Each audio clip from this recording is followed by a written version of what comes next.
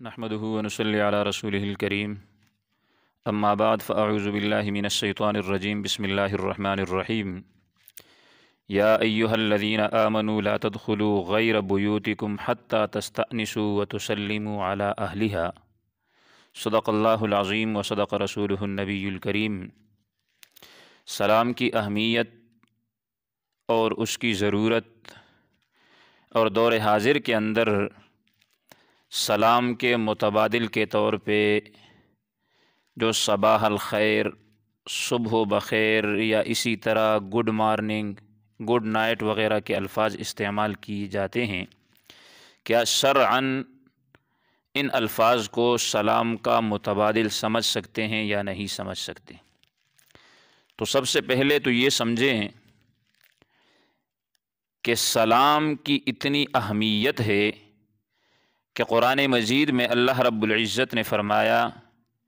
کہ یا ایھا الذین آمنوا لا تدخلوا بیوتا غیر بیوتکم حتی تستأنسوا وتسلموا علی اہلہا، کہ اے ایمان والو، تم دوسروں کے گھروں میں اس وقت تک داخل نہیں ہو سکتے جب تک کہ تم دو کام نہ کر لو۔ یعنی ایک کام یہ کہ تم ان سے داخل ہونے کی اجازت طلب کرو، اور دوسرا یہ کہ جب تم داخل ہو جاؤ تو وَتُسَلِّمُوا عَلَىٰ أَهْلِهَا، تو جو گھر کے رہنے والے لوگ ہیں ان کو تم سلام کرو۔ اس کے علاوہ بھی قرآن مجید کے اندر کئی مقامات پر اللہ رب العزت نے اس کا ذکر کیا ہے، اور جنت کے اندر بھی جو اہل جنت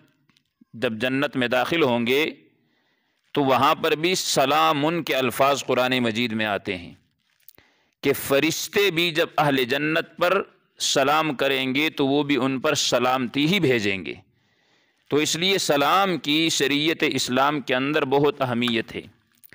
حضرت آپ صلی اللہ علیہ وسلم سے حضرت عبداللہ بن عمرو بن عاص رضی اللہ تعالی عنہما سے روایت ہے، وہ فرماتے ہیں کہ ایک شخص نے رسول اللہ صلی اللہ علیہ وسلم سے سوال کیا، کس کے بارے میں؟ کہ اسلام کی کون سی بات سب سے اچھی ہے؟ سوال کرنے والے نے کیا سوال کیا کہ اسلام کی سب سے اچھی بات کون سی ہے؟ تو آپ صلی اللہ علیہ وسلم نے فرمایا کہ تم بھوکے کو کھانا کھلاؤ، یعنی کوئی بھوکا شخص ملے تو اس کو کھانا کھلاؤ، اور اسی طرح دوسروں کو سلام کرو، خواہ تم انہیں جانتے ہو یا نہیں جانتے۔ تو ایک بات تو اس سے یہ معلوم ہو گئی کہ انسان کسی کو پہچانتا ہو تب بھی اس کے لیے سلام کرنا ضروری ہے، اور اگر کسی کو نہ پہچانتا ہو تب بھی اس کے لیے سلام کرنا ضروری ہے، اس لیے کہ سلام کرنے سے مسلمانوں کے اندر آپس میں پیار، محبت اور الفت پیدا ہوتی ہے، کہ جب انسان ایک مسلمان دوسرے کو سلام کرتا ہے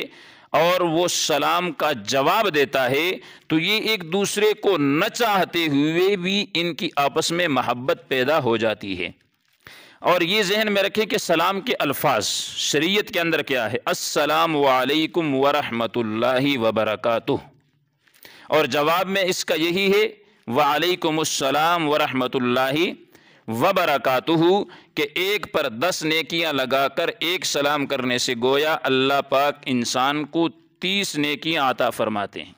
تو اس لیے ہم مسلمان ہیں، اور امت محمدیہ صلی اللہ علیہ وسلم میں اللہ نے ہمیں پیدا کیا ہے، تو بجائے مغربی تہذیب کے جو الفاظ ہیں، گڈ مارننگ ہے یا صبح بخیر ہیں یا صباح الخیر ہے یا شب بخیر ہے یا گڈ نائٹ وغیرہ کے ہیں، ان کو اگر ہم سلام کے جگہ پر استعمال کریں تو شرعاً یہ جائز نہیں ہے۔ جو ثواب آپ کو سلام پر ملے گا وہ آپ کو ان چیزوں پر نہیں ملے گا۔ ہاں، گناہ آپ کو مل سکتا ہے کہ آپ محمد الرسول اللہ صلی اللہ علیہ وسلم کی تہذیب کو چھوڑ کر ایک غیر تہذیب کی طرف آپ جا رہے ہیں۔ تو اس لیے حدیث کے مطابق کہ تطعم الطعام وافشوا السلام، کہ سلام کو عام کرو اور غریبوں کو کھانا کھلاؤ، جب ہم حضور علیہ السلام کے ان طریقوں پہ عمل کریں گے تو اللہ ہمیں دنیا اور آخرت کے اندر کامیابی عطا فرمائیں گے۔ وآخر دعوانا ان الحمد للہ رب العالمین۔